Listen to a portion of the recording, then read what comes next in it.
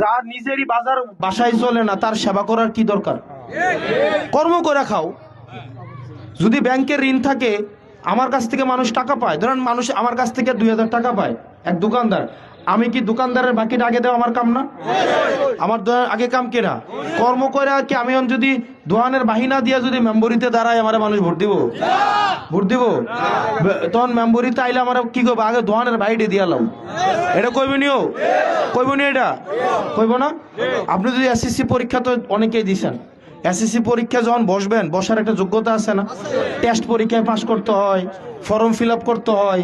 আপনি টেস্টও পাস করলেন না, ফর্ম ফিল আপও করলেন না, অন পরীক্ষা যদি দিতে যান, অন পরীক্ষা কি পরীক্ষা লইব? পরীক্ষা লইব?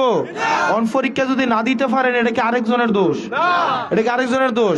কারণ আপনি টেস্টে ফেল করছেন, ফর্ম ফিল আপের টেয়াটা দিতে পারেন নাই, অন আরেকজন দেখাই দিছে ও ফর্ম ফিল আপের এডমিট কার্ড লইয়া পরীক্ষায় আয় নাই, অন যে দেখাই দিছে তার কি দোষ? দেখাই দেওয়ার দোষ? তো পরীক্ষা যদি দেওয়ানের ইচ্ছা থাকতো, তাহলে টেস্ট পরীক্ষা ভালো করে দিতেন, এডমিট কার্ড পূরণ করতেন, ফর্ম ফিল আপের টেয়াটা দিয়ে দিতেন, তাইলেও তো দেখাইতে পারলো নইলে কেউ। ঠিক কিনা? আমরা রাজনীতি ঋণ খেলাপিদের জন্য কঠিন করে দিব।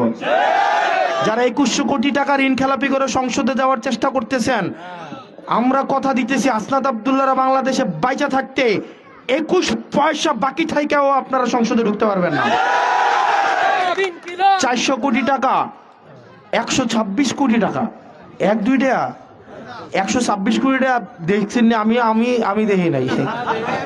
126 কোটি টাকা, 126 হলো কটা শূন্য হইলে 126 কোটি টাকা এনের কয়জন